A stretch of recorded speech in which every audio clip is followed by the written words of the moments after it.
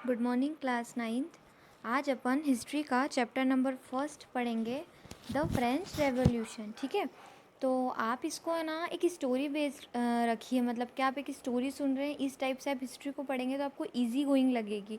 अगर आप इसे चैप्टर वाइज पढ़ेंगे, लाइन टू लाइन पढ़ेंगे, तो इसके चैप्टर्स तो फिर क्या बहुत बड़े बड़े हैं, तो फिर आप लोगों को बहुत बोरिंग लगेगा। तो अपने को हिस्ट्री को बोरिंग नहीं बनाना है, एक मतलब ऐसी क्रिएटिविटी से मतलब पढ़ना है इसे, और इस तरीके से स्टोरी बेस्ड पढ़ना है जिससे अपने को ये बहुत अच्छी लगे। ठीक है, तो upon the French revolution start करते हैं। तो फ्रेंच में क्या आया था? रेवोल्यूशन आया था। रेवोल्यूशन मीन्स होता है क्रांति। ठीक है, तो जैसे अपन नॉर्मल से जी रहे हैं और एकदम जैसे कोरोना आया और अपन कितने घबरा गए, मतलब हड़कम मच गई ना, तो इस तरीके से फ्रेंच में एकदम से रेवोल्यूशन आया था। तो ऑन द मॉर्निंग ऑफ 14 जुलाई 1789, 1789 को आप किस तरीके से याद रख सकते हैं? 789, ठीक है, उसके आगे 1 लगा दो, तो 1789। तो अपने को डेट्स हिस्ट्री में याद रखनी पड़ती है। तो the city of Paris, Paris की जो सिटी थी वो एकदम से क्या हो गई थी? स्टेट ऑफ अलार्म में आ गई थी। अलार्म मतलब होता है एकदम से, मतलब वो समझ में नहीं आ रहा था कि क्या हुआ है, मतलब स्टेट अलार्म में आ गई थी। The king of commanded troops to move into the city, जो वहाँ के किंग थे उनने ट्रूप्स मीन्स होता है आर्मी भेजी थी सिटी के अंदर। Rumours spread that he would soon order the army to open fire upon the citizens. मतलब इस पूरे पैराग्राफ में ये लिखा है कि जो र्यूमर्स मतलब होता है कि अफवाह फैला दी थी कि जो पूरी सिटी है उसके अंदर क्या है, ओपन फायर कर रहे हैं, मतलब गोलियां चला रहे हैं सारे सिटीजन्स के ऊपर। तो कम से कम 7,000 लोग जो थे, मैन और वुमन थे, वो गैदर्ड हो गए थे, एक साथ मिल गए थे, एक टाउन हॉल में मिल गए थे। ठीक है, और decided to form a people's militia. ठीक है, तो मिलिशिया मतलब यही होता है कि एकदम से जैसे ये जो हड़कम मस्ती और एकदम से उनको समझ में नहीं आ रहा था कि मतलब हम क्या करेंगे। They broke into a number of government building. अब वो क्या करने लगे थे, मतलब बिल्डिंग्स पे और गवर्नमेंट बिल्डिंग्स थी जो, इन सब पे क्या करने लगे थे? गोलियां चलाने लगे थे, तोड़ फोड़ करने लगे थे। In search of arms, arms की सर्च में, मतलब हथियार के सर्च में, हथियार को ढूंढने के सर्च में। ठीक है, finally a group of several hundreds of people marched towards the eastern part of the city, stormed the fortress prison, the Bastille. तो प्रिजन मतलब ये जो जेल है, जेल का नाम क्या है? Bastille, the prison Bastille. ठीक है, where they hope to find a hoarded ammunition. मतलब यहाँ पर इस तरीके से बहुत सारे हज़ारों पीपल के अंदर इतनी हड़कम मच गई थी कि जो वहाँ पर प्रिजन बेस्टिल जो जेल थी, वहाँ पर सबको मतलब होर्डेड करने लगे थे। मतलब होर्डेड मतलब होता है कि वहाँ पर सबको जेल के अंदर डालने लगे थे। In the armed fight that allowed the commander of the Bastille was killed and the prisoners release. वहाँ पर क्या था, मतलब सब गोलियाँ चलाने लग गए थे, और जो बिस्टल मतलब जो प्रिजन बिस्टल में, मतलब जो भी सारे जो मतलब अपने जो भी सब वहाँ के कैदी थे, जो उन सबको क्या कर दिया था? रिलीज कर दिया गया था, प्रिजनर्स में से, जेल में से छोड़ दिया गया था। ठीक है, और वहाँ पर कितने कैदी थे? 7 कैदी थे। Yet the Bastille was hated by all because it stood for the democratic power of the king. ये सब क्यों हो रहा था वहाँ पर? क्योंकि वहाँ पर क्या चल रहा था? किंग का बहुत ज़्यादा शासन चल रहा था, जिससे लोग क्या हो गए थे? बहुत ज़्यादा हड़कम में आ गए थे, बहुत ज़्यादा मतलब उनमें हेटर्स फैल गई थी, बहुत ज़्यादा नफरत फैल गई थी किंग के लिए। The fortress was demolished and stone fragments were sold in the markets. अब जो मतलब उनने ये जो पूरा सब कुछ तोड़ फोड़ करी थी ना, जिस तरीके से इसकी प्रिजन बिस्टल की, उसके जो मतलब तोड़ फोड़ जो टुकड़े थे, स्टोन फ्रेगमेंट्स थे, ये सब क्या करे थे उन्होंने? मार्केट में बेच डाले थे। और मतलब ये जो भी सब डिस्ट्रक्शन किया था, जो भी सब कुछ इनने स्टोन फ्रेगमेंट्स थे, जो भी सब कुछ जो तोड़ा फोड़ी करी थी, उसको क्या करा था? मार्केट में बेच रहे थे। मतलब तो आप ये ध्यान रख सकते हैं कि जो प्रिजन बिस्टल तोड़ा गया था, उसके जो टुकड़े थे, जो स्टोन के टुकड़े थे, बिल्डिंग के टुकड़े थे, है ना, जो पत्थर लगे हुए थे उसमें, वो सब क्या कर रहे थे? मार्केट में बेच दिए गए थे। The days that allowed so more writing both in Paris and the country side. Writing मतलब क्या होता है? मतलब बहुत ज़्यादा लड़ाई दंगे फसाद होने लग गए थे पेरिस की कंट्री साइड में। Most people were protesting against the high price of bread. ये सब क्यों हो रहा था? हाई प्राइस ऑफ ब्रेड के कारण, मतलब रोटी के भाव ज़्यादा बढ़ने के कारण। Much later when historians looked back upon this time, they saw it the beginning of a chain events and ultimately led to execution of the king in France. Though most people at the time did not anticipate this outcome, how did why this happen?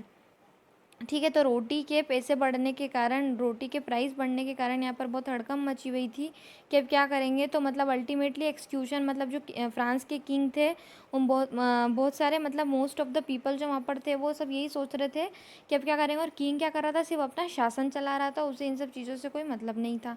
ठीक है, तो अब अपन first मतलब इसका जो part है वो पढ़ते हैं, French society during the late 18th century. 18th century में फ्रेंच सोसाइटी में क्या क्या हुआ। ठीक है, in 1774 Louis 16 of the Bourbon family, Bourbon family के किंग थे, कौन थे, लुइस 16, 1774 में 1774 की बात कर रहे हैं अपन। ठीक है, ascended the throne of France, he was 20 years old, ये 20 साल के थे। और इनकी किससे शादी हुई थी, ऑस्ट्रेलिया की जो प्रिंसेस थी मैरी एंटोनी, उससे शादी हुई थी। Upon his accession the new king founded his empty treasury, मतलब जब ये पूरा सेशन चालू हुआ था, जो नए किंग थे उनको क्या मतलब पूरी ट्रेजरी मिली थी, पूरा मतलब खजाना जो था वो पूरा मिला था। Long years of war had drain the financial resources of France, मतलब बहुत सालों बाद तक क्या हुआ था, मतलब ये सब जो खजाना था, जो मतलब पूरी ट्रेजरी थी वो क्या हो गई थी, फाइनेंशियल रिसोर्स वो सब क्या होने लगे थे, ख़त्म होने लग गए थे। काय के कारण, क्योंकि वार बहुत ज़्यादा करते थे। मतलब क्या करते थे वॉर, मतलब जैसे बताया ना मैंने आपको, फ्रांस के और ब्रिटेन, ब्रिटेन इसका फ्रांस का सबसे बड़ा दुश्मन था। तो एक दूसरे में वार करते थे, लड़ाइयाँ झगड़े करते थे, फाइट्स करते थे, उसके अंदर इतना इतना पैसा बर्बाद होता था। तो उसके कारण क्या होता, पूरी ट्रेजरी क्या हो गई थी, पूरा खजाना क्या हो गया था, खाली हो चुका था। ठीक है, under Louis 16 France help the 13 American colonies to gain their independence from the common enemy. अब क्या करा था फ्रांस ने, अमेरिकन की जो 13 कॉलोनीज थी उनको क्या करा था, इंडिपेंड कर दिया था। पूरी मतलब जो 13 कॉलोनी थी उनको इंडिपेंड कर दिया था। और ब्रिटेन क्या था, उसका दुश्मन था।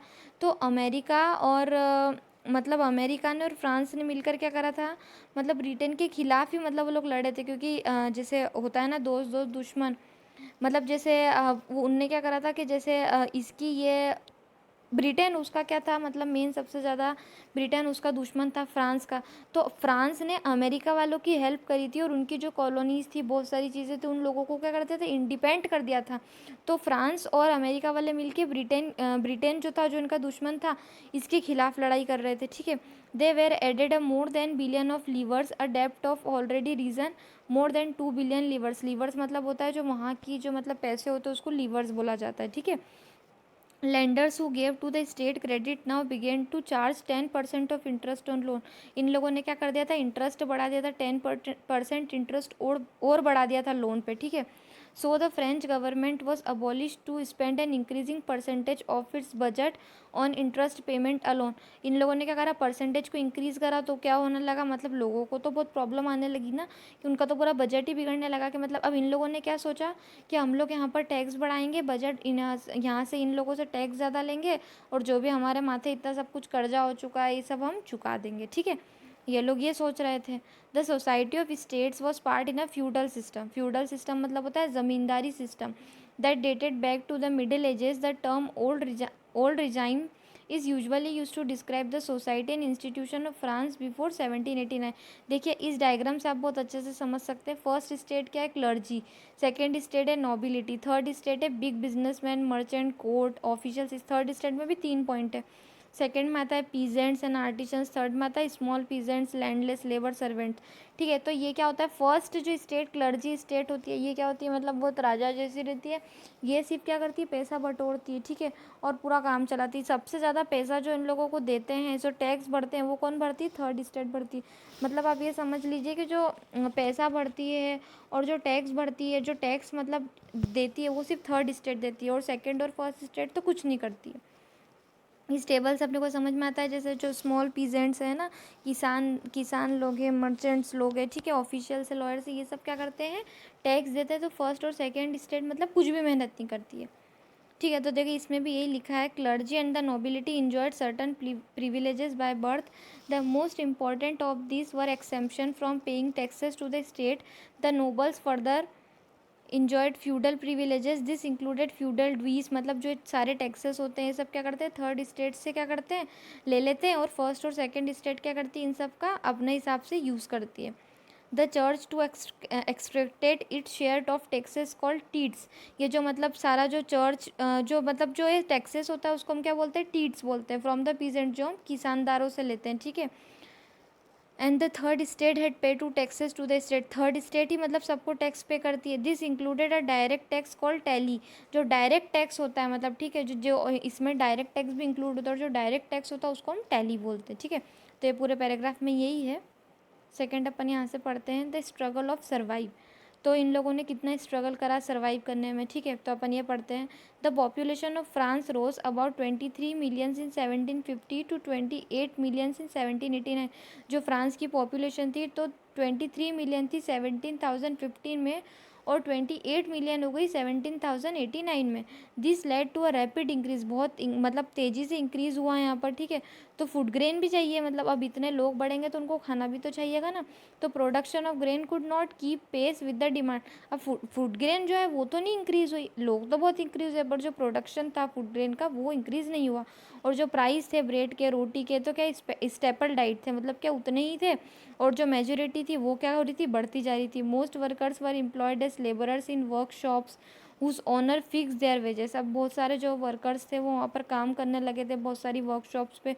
वहाँ पर क्या थे, उनकी वेजेस, उनकी सैलरी फिक्स थी, सैलरी नहीं बढ़ाई जाती थी। But wages did not keep pace with the rises prices, मतलब क्या रोटी के पैसे बढ़ाए जा रहे थे और सैलरी उनकी वही की वही थी, सैलरी नहीं बढ़ाई जा रही थी।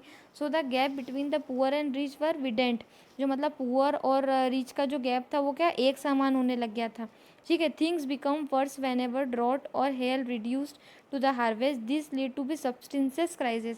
सब्सटेंसेस क्राइसिस मतलब होता है कि इस तरीके से भूखमरी फैल रही थी, मतलब ऐसी सिचुएशन आ रही थी कि मतलब लोग भूख के कारण मर जाएंगे, मतलब बहुत बुरी हालतें हो गई थी। सब्सटेंसेस क्राइसिस मतलब होता ही यही है कि भूख के मारे मतलब इंसान मर जाएगा, मतलब इतना एक तो उन पे इतना कर्जा हो गया था, ऊपर से वहाँ की जो ये पॉपुलेशन थी वो इंक्रीज़ हो रही थी, और फूड ग्रेन्स वही के वही था। तो ये सब्सटेंसेस क्राइसिस आ गई थी, मतलब क्या है कि भूखमरी के कारण मर जाना, मतलब ऐसी हालतें हो गई थी, खाने का इतना ज़्यादा काल पड़ चुका था। A growing middle class evidences an end to privileges. In the past, peasants and workers had participated in revolts against increasing tax and food scarcity. जो peasants थे, जो workers थे, वो participate करते थे रिवॉल्ट में, झगड़ों में, काहे के लिए कि हम टैक्स भर पाएँ और हमारा फूड, हमारा पेट भी भर पाए, हम खाना भी खा पाए, क्योंकि उन्हें पैसे कहाँ से मिलेंगे। But they lacked the means of programmes to carry a full scale measures that would bring about a change in social and economic order. This was left to those groups within the third state who had become prosperous and had access to education and new ideas. The 18th century witnessed to emergence the social groups termined and the middle class who earned their wealth through an expanding overcash trade and from manufacture of goods such as woolen and silk textiles that were either exported or brought by the richer member of society. मतलब जो ये silk का जो manufacturing चल रहा था, woollen silk का, textiles का, ये सब क्या होने लगा था, मतलब एक देश से दूसरे देश भी जाता था, मतलब ये सब वहाँ पर आराम से इसका मैन्युफैक्चरिंग का, गुड्स का, बॉट का काम चल रहा था, ठीक है, मतलब सेलिंग हो रही थी। The third state included profession such as lawyers और administrative officials. All of these were educated and believed that no group of society should be privileged by birth. मतलब ये सारे जो थर्ड स्टेट के लोग थे, जो लॉयर्स थे, इन सबको भी सारा टैक्स भरना पड़ रहा था, ठीक है, क्योंकि फर्स्ट सेकंड स्टेट तो कुछ कर नहीं रही थी। तो इसमें भी बहुत एजुकेटेड लोग थे, और वो इन सारी चीज़ों को नहीं मानते थे कि मतलब जो राजा का सब चीज़ जो चल रही है, कि मतलब राजा का आदेश ही चलेगा, राजा के हिसाब से ही मतलब सब होगा, मोनार्ची बोलते हैं ना जिसको, राजा का शासन चलना, वो सब उनको पसंद नहीं आ रहा था। वही सभी सोच रहे थे कि मतलब हमारा देश कब रिपब्लिक होगा, ठीक है। इस सॉरी मतलब इसमें ये बताया गया है, ठीक है, इस पैराग्राफ में, मतलब वो ये सोच रहे थे कि हमारी सोसाइटीज़ में फ्रीडम और इक्वल लॉज होने चाहिए सबके लिए, ठीक है। और मतलब ऐसा नहीं है कि जैसे आप एक कॉलोनी में रह रहे हो तो उस कॉलोनी में सबके लिए एक जैसे रूल्स लॉज होने चाहिए, ऐसा थोड़ी कि आप एक के लिए मतलब कुछ और सोच रहे हैं और दूसरा एक बहुत ज़्यादा जिसकी ज़मीन पे आप काम कर रहे हो वही टैक्स भरेगा और आप कुछ नहीं करेंगे, मतलब सबके लिए एक जैसे लॉ होने चाहिए, एक जैसी इक्वालिटी होनी चाहिए. In these two treatises of government locks out to refuse the doctrine of the divine and absolute right of the monarchs. Rochicue carried the idea forwarded and proposing the form of government based on the social contract between people and their representatives. In the spirit of the laws, Montesquieu proposed a division of power with the government between the legislative, the executive and judiciary. मतलब वो क्या बता रहे थे कि law चलना चाहिए जो तीनों में मतलब बराबर हिस्से में स्टेट में होता है ना, जैसे लेजिस्लेटिव, एग्जीक्यूटिव और जुडिशरी में. This model of government was put into a force in the USA after the 13 colonies declare there independence from Britain. America में जब 13 कॉलोनी जैसे इंडिपेंडेंस कर दी थी, किसने करी थी? फ्रांस ने करी थी. तो मैंने आपको भी पहले बताया ना कि उन लोगों के हेल्प के लिए उसने क्या करा था, 13 कॉलोनीज जो अमेरिका की थी वो क्या करती थी, इंडिपेंडेंट कर दी थी. The American constitution and this guarantee of individual rights was an important example for political thinkers in France. जो अमेरिका के कॉन्स्टिट्यूशन थे, जो इंडिविजुअल राइट्स थे, लॉज थे, ये बहुत इंपॉर्टेंट एग्जाम्पल थे फ्रांस के थिंकर्स के लिए. मतलब फ्रांस में तो क्या चल रहा था, राजा का सब शासन चल रहा था. The ideas of these philosophers were discussed intensively in salons and coffee houses and spread among the through books and newspapers. This was the frequently read aloud the groups and benefits of those who could not read and write. The news that Louis XVI planned to impose further taxes and able to meet the expenses of the state generated anger and protest against the system of privileges. मतलब इस paragraph में यही बताया गया है कि philosophers थे और वो सब यही डिस्कस कर रहे थे कि कोई भी कुछ भी काम कर रहा हो, कोई लॉयर हो या कोई कॉफ़ी हाउसेस हो या कोई सैलून्स खोल के, बेटा कुछ भी, सबके लिए एक जैसे राइट, एक जैसे लॉज होने चाहिए. किसी पे मतलब इतना टैक्स नहीं करना चाहिए. लुईस 16 इन लोगों से इतना ज़्यादा, थर्ड पार्टी से इतना ज़्यादा टैक्स ले रहा था, तो सब टैक्स नहीं लेना चाहिए. इन सब के अगेंस्ट में हमें लड़ना चाहिए, मतलब आवाज़ उठानी चाहिए. ठीक है, मतलब कि हमें इस तरीके से चुप नहीं बैठना चाहिए, इस तरीके से इनका शासन का पालन नहीं करना चाहिए. तो इसका सेकंड पार्ट है. तो सेकंड पार्ट में अपन पढ़ते हैं the outbreak of the revolution. मतलब रिवॉल्यूशन, क्रांतियों से मतलब इतना ज़्यादा थक गए थे कि मतलब आउटब्रेक हो गए थे. मतलब उनको समझ में नहीं आ रहा था कि हम इन सब चीज़ों से मतलब बहुत ज़्यादा, बोलते हैं ना कि दिमाग ख़राब हो जाता है, कि आउटब्रेक हो जाते हैं हमन बिल्कुल, कि मतलब उनको पूरे रिवॉल्यूशन से इतने ज़्यादा चिढ़ आ चुकी थी, इतनी क्रांति से चिढ़ आ चुकी थी कि समझ में नहीं आ रहा था क्या करें अब. Louis 16 has to increase taxes for the reasons. आपने अभी पढ़ा कि जो लुईस 16 थे उसने बहुत सारे टैक्सेस बढ़ा दिए थे. आपने प्रीवियस सेक्शन में पढ़ा. How do you think he could have gone about during this? In France of the old regime the monarch did not have the power to impose taxes according to will alone. Rather he had to call a meeting of the state general. उसने क्या करा था, meeting बुलाई थी state general की, जिसमें क्या होता है, फर्स्ट पार्टी में भी 300 मेंबर्स होते हैं, सेकंड में भी 300 होते हैं और थर्ड पार्टी में 600 मेंबर होते हैं. मतलब फर्स्ट सेकंड पार्टी के वोट ज़्यादा मायने रखते हैं और थर्ड स्टेट को तो कुछ मायने रखता ही नहीं है ये लोग, इसमें ये बता रहे हैं. ठीक है, तो 1614 की बात है. जो लास्ट टाइम जो ये मीटिंग बैठी थी स्टेट जनरल की, वो कब बैठी थी, 1614 में. और अभी क्या चल रहा था, 1789 चल रहा था. तो वो बता रहे हैं कि लास्ट मीटिंग जो थी वो 1614 में स्टेट जनरल की बैठी थी. On 5 May 1789, Louis XVI called together an assembly of States General to pass proposals for new taxes. मतलब नए टैक्स कैसे पास करने, कैसे प्रपोजल करने, उसके लिए स्टेट जनरल ने मीटिंग बिठाई थी 1789 में, 5 मई के दिन. और representative hall and Versailles was prepare to host by delegates. Versailles में मतलब वहाँ पर सब डेलीगेट पूरा सब कुछ हॉल में तैयार करा था, वहाँ पर सब लोग इकट्ठा हुए थे. The first and second states, second 300 representative seat. मैंने आपको बताया ना फर्स्ट पैराग्राफ में पहले ही, वही इसमें भी लिखा हुआ है, मैंने आपको पहले ही बता दिया. 300 मेंबर फर्स्ट और सेकेंड में पार्टी में है. ठीक है, और 600 मेंबर क्या है, थर्ड स्टेट पार्टी में, यही लिखा है इसमें. The third state was represented by it's more prosperous and educated member. Third state के भी लोग क्या है, बहुत ज़्यादा एजुकेटेड मेंबर्स भी और प्रॉस्पेरस भी है. पीजेंट्स है, आर्टिशंस है, वुमेन्स है. ठीक है, ये सब थर्ड स्टेट में है. Voting in the State General in the past has been conducted according to the principle that each state has one vote. मतलब हर एक स्टेट का एक वोट होना चाहिए. The time to Louis XVI was determined to continue the same practice, but members of third state demanding the vote now be conducted by the assembly as a whole, where each member would have one vote. Third state family ने भी यही बोला था कि हर एक state का मतलब हर एक इंसान का, हर एक ईच मेंबर का एक वोट होना चाहिए. मतलब एक इंसान का एक वोट होना चाहिए. This was one of the democratic principles. ये हमारा लोकतंत्र का प्रिंसिपल सिद्धांत है.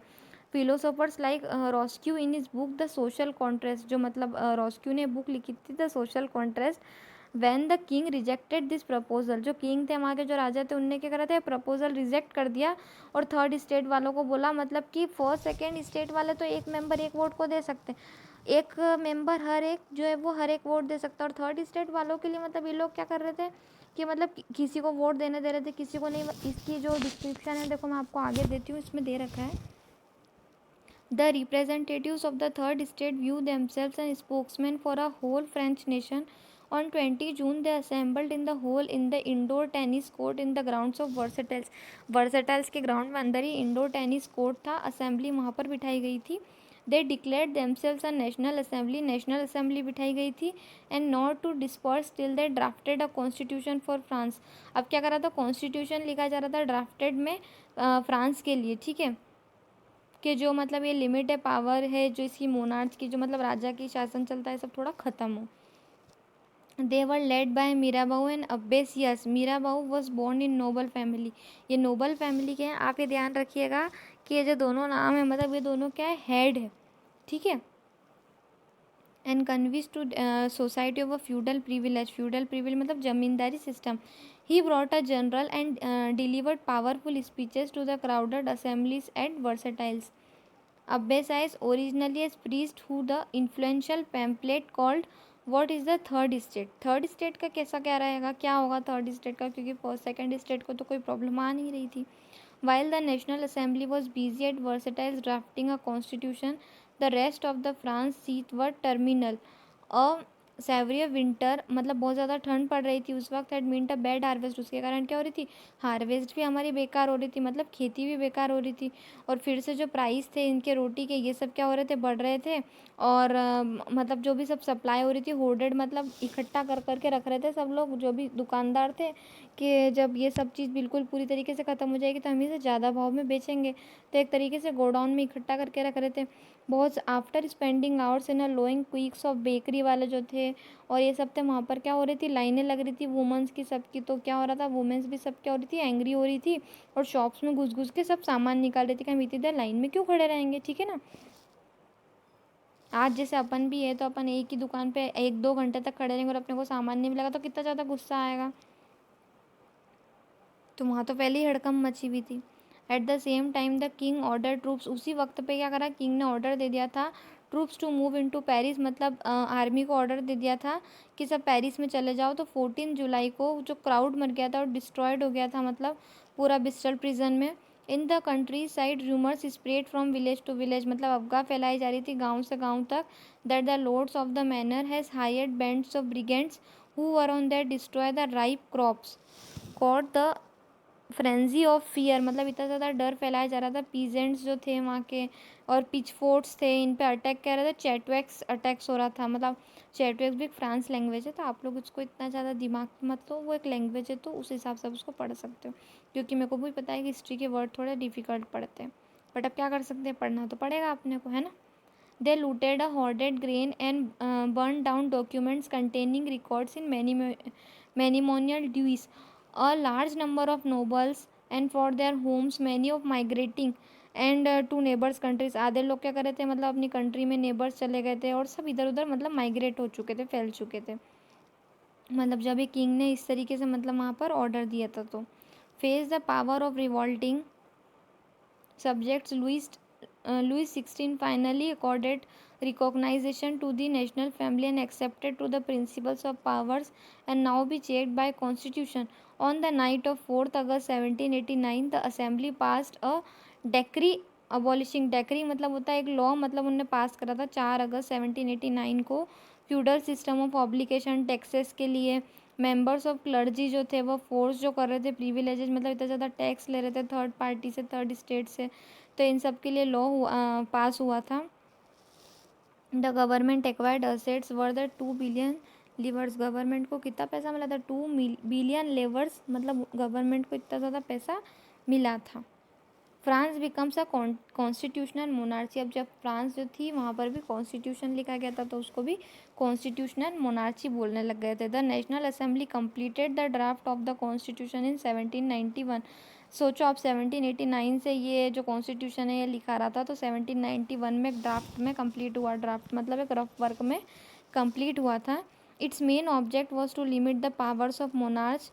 These powers, instead of being concentrated in the hands of the one person, were now separated to be different institution, the legislature, executive और judiciary. मतलब इसमें 3 state में मतलब तीनों चीज़ों को बांटा गया था, जुडिशरी, एग्जीक्यूटिव और लेजिस्लेचर में. आप देखिए यहाँ पर इस तरीके से इस पिक्चर से समझ में आएगा आपको कि यहाँ पर है ना, मतलब 2 तरीके से, एक एक्टिव सिटीजन थे और एक पैसिव सिटीजन थे. तो इम्पॉर्टेंट है, एक्टिव सिटीजन मतलब हो रहा था जो वोट देने के अधिकार है, और पैसिव सिटीजन मतलब जो वोट देने के अधिकार नहीं है. 3 मिलियन लोग ऐसे थे जो वोट देने, वुमन थे, चिल्ड्रन थे, मतलब कि इनको वोट देने का अधिकार नहीं है. और वो क्या थे, 25 साल से मतलब बिलो 25, मतलब 25 साल से कम जो भी है वो इधर वोट नहीं देगा. और जो मतलब वोट वही देगा जो 3 दिन तक मतलब लगातार काम करता और 3 दिन का टैक्स जो पूरा है वो राजा को मतलब पूरा पे करता, वही उनको वोट, मतलब वही वोट दे पाएगा. तो मतलब इस तरीके से इन लोगों ने कर रखा था, सबको मतलब इक्वालिटी से वोट नहीं देने दे रहे थे. और जिस तरीके से मतलब जो एक्टिव सिटीजन्स थे वो मतलब 4 मिलियन लोग थे, पॉपुलेशन 28 मिलियन है ना, about 4 million of a population of 28 million. मतलब इतने सारे लोग थे जो वोट देने के अधिकार में. तो वोट किसे देने दे रहे थे, जो 3 दिन तक काम करता और बहुत काम कर करके जो बहुत टैक्स चुकाता उन्हीं को. और बाकी लोगों को वोट देने का कोई अधिकार ये लोग दे ही नहीं रहे थे. मतलब ये लोग वोट नहीं देंगे, और वुमन को तो बिल्कुल भी वोट नहीं देने का अधिकार नहीं दे रहे. तो 25 साल से जो नीचे है वो बिल्कुल भी वोट नहीं देगा, उनको कोई राइट नहीं है. The constitution of 1791 vested the power to make laws in the National Assembly, which is indirectly elected. That is, citizens voted for a group of electors who is turn choose the assembly. Not all citizens had right to vote. मतलब सारे citizens को ये vote देने का अधिकार नहीं दे रहे थे. Only men about 25 years of age who paid taxes equal to at least 3 days of laborer wage. मैंने बताया ना आपको कि जो ऐसे लोग जो 25 साल से ऊपर हैं और जो वो टैक्स पे करते हो 3 दिन मतलब एक साथ काम करते हो, उनकी पूरी जो 3 दिन की मतलब जो पूरी मेहनत रहती है उसका जो पूरा पैसा है वो सरकार को इनको राजा को दे देते हो, वही लोग वोट दे पाएंगे. The remaining man and all women were classed as passive citizens. और बाकी के जो लोग बचे थे है ना, जो वुमेन्स बची थी, मैन बचे, तो उनको पैसिव सिटीजन्स में डाला गया था. मतलब वोट देने का उनको कोई अधिकार नहीं है. The Constitution began with a declaration of rights of men and citizens, right such as right to life. अब मतलब इस तरीके से कॉन्स्टिट्यूशन में डिक्लेयर किया गया था कि ये राइट मतलब मैन वुमेन सिटीजन सबको एक जैसा मिलना चाहिए. जैसे right to life, freedom of speech, freedom of opinion, equality before law were established as natural and inalienable rights that they belong to each human beings by birth and not taken away. It was the duty to the state to protect each citizen natural rights. ये हमारी सरकार की duty होनी चाहिए कि सब लोगों को एक जैसा ही राइट मिले, एक जैसा ही मतलब सबके लिए एक ही जैसा लॉ हो, एक ही जैसी फ्रीडम हो. ठीक है, तो मतलब ऐसा नहीं जिस तरीके से इन लोगों ने करा इस तरीके से कभी भी हम लोगों के साथ नहीं होना चाहिए, ये इसमें बताया है.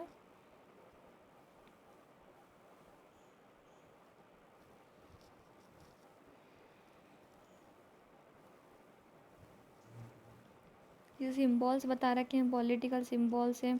तो जो ये ब्रोकन चेन है, chain were use to fetter slaves. A broken chain stands to act of a becoming free.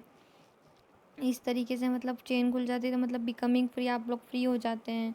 The bundle of rods and फेस्क्यूअर्स, मतलब उसका स्ट्रेंथ लाइज इन यूनिटी का सिंबल दे रखा है. ये सिंबल है रॉयल पावर का सिंबल दे रखा है. ये snake biting to tail from a ring, मतलब स्नैक बाइटिंग टाइप की रिंग है उसका दे रखा है. ये रेड फाइगन कैप का दे रखा है. ये ब्लू वाइट रेड का दे रखा है. ये विंग्ड वुमन का दे रखा है. ये द लॉ टैबलेट का दे रखा है. तो थर्ड पार्ट अपन पढ़ते हैं. France अबॉलिशेस monarchy and becoming a republic. अब फ्रांस क्या हो गई थी, मतलब अबॉलिश ख़त्म हो चुका था वहाँ पर राजा का रूल, और वो क्या हो गई थी, अब रिपब्लिक हो गई थी.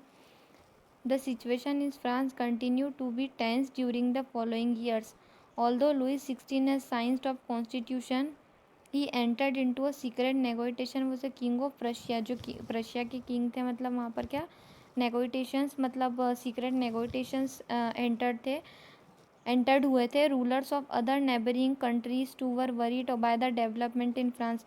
अब जो आसपास के नेबरिंग कंट्रीज़ थी वो भी बहुत वरीड थे कि फ्रांस के डेवलपमेंट के लिए और प्लान्स बना रहे थे and troops to put a events of a taking place and since the summer of 1789 before the could happen the national assembly voted in April 1792 to declare war against Prussia and Australia. 1792 में declare हुआ था, मतलब कि war होगी प्रशिया और Australia में। Thousands of volunteers जो थे उन लोगों ने क्या करी थी, आर्मी को ज्वाइन करा था, और वहाँ पर जितने भी लोग पीपल जो थे, है ना, पूरे पूरे जो भी पीपल थे जो यूरोप के भी इसमें ऑल ओवर आ गए थे। Among the patriotic songs they sang the Marseillaise, मतलब वहाँ पर एक पेट्रियोटिक सॉन्ग था जो मर्सेलाइज नाम है जिसका। It was a song from a first time ये गाया गया था। They march in to the Paris to go its name. The Marseillaise is now a national anthem. अब जो मर्सेलाई है वो नेशनल एंथम है फ्रांस का, ठीक है, तो ध्यान रखिएगा। जो मर्सेलाई है वो नेशनल एंथम है, मतलब वहाँ का राष्ट्रीय गान है फ्रांस का। अब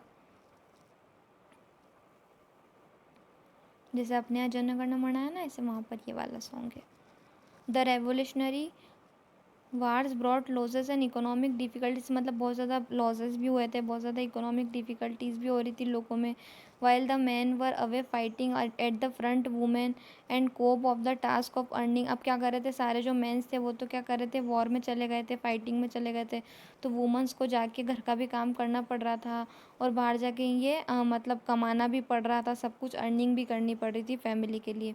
Large section of population were convinced that the revolution had carried further, as the Constitution of 1791 gave political right only to the richer section of society. Political clubs become different policies and plan their own forms of section.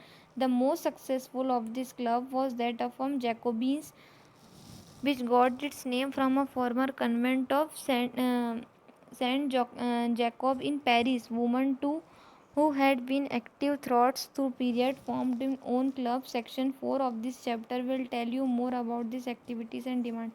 हम section 4 में इसके बारे में और अच्छे से पढ़ेंगे। The members of Jacobin Club belong mainly to the less prosperous section of the society. जो जैकोबिन क्लब के मेंबर्स थे वो ऑलरेडी क्या थे, मतलब बहुत कम मेंबर्स थे, उस सोसाइटी के बहुत कम सेक्शन के मेंबर्स थे। दे इंक्लूडेड स्मॉल शॉपकीपर्स। इसमें कौन कौन इंक्लूड थे, स्मॉल शॉपकीपर्स भी थे, आर्टिशंस भी थे, शू मेकर थे, पेस्ट्री कुक्स थे, वाटर मेकर्स, प्रिंटर्स थे, as well as servants and daily wage worker भी थे। This leader was Maximilian Robespierre. A large group of among Jacobins decided to start wearing long strip trousers। अब उन लोगों ने क्या सोचा था, हम इस तरीके के लॉन्ग स्ट्रिप ट्राउजर्स पहनेंगे, ठीक है, जिससे उनकी यूनिटी एक जैसी दिखे। This was set themselves apart from a fashionable section of society, especially nobles, who was the knee breeches was a way of proclaiming the end of power wideland by the wearers of knee breeches. These Jacobins came into known as sans cloches and literally meaning those without knee breeches। मतलब जो मतलब जिसने टोपी नहीं लगा रखी, जो बिना टोपी के हैं वो अलग थे, जिन्हें टोपी लगा रखी थी वो अलग थे। मतलब इन लोगों ने डिसाइड करा था कि जो हमारे तरफ के जो लोग हैं, जैकोबिन्स क्लब के जो लोग हैं, वो क्या करेंगे, इस तरीके का ट्राउज़र पहनेंगे, इस तरीके का ट्राउज़र पहनेंगे, नी ब्रीचेस, और जो विदाउट ट्राउज़र के होंगे वो मतलब इनके जैकोबिन्स फैमिली के नहीं होंगे। सन क्लचेस मैन वर मोन addition to be red cap पहनेंगे, और वुमन को रेड कैप पहनना अलाउ नहीं थी। In the summer 1792 the Jacobins planned an insurrection of a large number of Parisians who were angry to the short supplies of high prices of food. इन लोगों ने मतलब लार्ज नंबर में सब सोचा था कि मतलब जो हमारे ये प्राइजेस जो फूड के बढ़ रहे हैं, तो on the morning of 10 August they stormed the palace of Tuileries and mustered the king guards and held the king himself a hostage for several hours. Later the assembly voted to imprison of royal family. Elections were held। मतलब इन लोगों ने क्या करा कि अब election करवाएंगे, हम election करेंगे कि मतलब कौन जैकोबिन्स, मतलब इन्हें सोचा था कि हम लोग इलेक्शन करेंगे, और इस तरीके से जो पहले इन लोगों ने जो वोटिंग के लिए बना रखे थे ना कि यही वोट दे सकते हैं, सब ये सब चेंज करेंगे, मतलब सब वोट देंगे, सब समान है। इन लोगों ने ऐसा मतलब राइट टू वोट के लिए कदम उठाया था। The newly elected assembly was called the convention. अब जो पहले असेंबली थी जो पहले जिसको असेंबली बोला जाता था उसका नाम इनने रख दिया था नया convention. On 21 September 1792 it abolish the monarchy and declared France a republic. 21 सितंबर 1792 को क्या हुआ था, मोनार्ची क्या थी, सब खत्म हो गई थी, राजा का शासन खत्म हो गया था, फ्रांस भी क्या हो गया था, रिपब्लिक देश हो गया था। As you know republic is a form of government where the people elect the government including the head of the government. क्या समझते हैं आप इससे, एक लोकतंत्र देश से कि जहाँ पर अपनी मर्जी से हम खुद वोट देख के हमारा राजा चुनते हैं और उसका कहना मानते हैं, ना कि राजा का शासन सहन करते हैं। There is no heredity monarchy. यहाँ पर ऐसा नहीं था कि राजा का बेटा ही राजा बनेगा, ऐसा सब कुछ, ये सब खत्म हो गया था। You can try and find out some other countries there are republics and investigate when how they become so. Louis 16 was sentenced to death by a court of a charge of a treason। मतलब treason का इल्ज़ाम लगाया गया था Louis पे। Treason मतलब होता है कि मतलब धोखेधाड़ी करना और मतलब धोखा बोल सकते हैं एक तरीके से, कि मतलब भेदभाव करना, धोखाबाजी करना, उसको ऐसा बोला गया था कि इसने दूसरे देशों के साथ ऐसा करा है। तो 21 जनवरी 1793 में पब्लिकली मतलब क्या कर दिया था, लुइस को मार दिया गया था और जो उसकी क्वीन थी मैरी एंटोनी उसको भी मार दिया गया था। तो जो पीरियड था 1793 टू 1794 का, उसमें राइन ऑफ टेरर का था। Robespierre followed a policy of several control and punishments all those whom by enemies of the republic. Example जैसे नोबल्स है, क्लर्जी है, मेंबर्स ऑफ पॉलिटिकल पार्टीज़ के मेंबर्स है ना।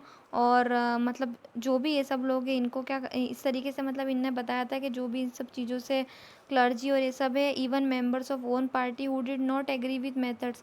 हमारी जो भी पार्टीज़ हैं, हमारे जो भी मेथड्स लॉज है, उनको जो एग्री नहीं करेगा उसको हम जेल में डाल देंगे, इम्प्रिजन कर देंगे, अरेस्ट कर देंगे। इस तरीके से रेवोल्यूशनरी ट्रिब्यूनल बता रहे थे, क्रांतिकारी मतलब इस तरीके से जो राइन चल रहा था उस टाइम टेरर का, उनको लुइस को और उनको भी मार दिया गया था 1793 में। ठीक है। द गोल्टिनी मतलब एक ऐसी चीज़ है जिसमें जैसे अपन लेटे रहते हैं और अपना ऊपर से गला काट देते और गला पूरा अलग नहीं कर देते हैं। जैसे कि कैसे बताऊँ आप लोगों को, जैसे जेल में रहते हैं और ये रूल नहीं रहते हैं कि जिनको उम्र कैद की सज़ा हो जाती है या फिर उसे मारना होता है, तो जैसे अपन लेटे और ऊपर से तलवार से कोई अपना गला काट रहा है, उस तरीके से उस डॉक्टर गुल्टीन जो थे उनने ये चीज़ इन्वेंट करी थी, ये डिवाइस इन्वेंट करी थी कि इस तरीके से गोल्टीन जो डिवाइस है consisting of 2 poles with a blade and which a person is beheaded. मतलब इस तरीके से पर्सन को लेट के इस तरीके से बिहेडेड करेंगे, जिसका नेम किसने, डॉक्टर गुल्टीन ने ये चीज़ इन्वेंट करी थी। Robespierre government issued laws low placing and maximum ceiling on wages and prices. Robespierre ने गवर्नमेंट ने मतलब जो लॉ इशू करे थे कि मतलब मैक्सिमम जो वेजेस और प्राइस बढ़ रहे हैं, मीट ब्रेड के रेशनर्ड हो रहे, peasants were force to transport their grain.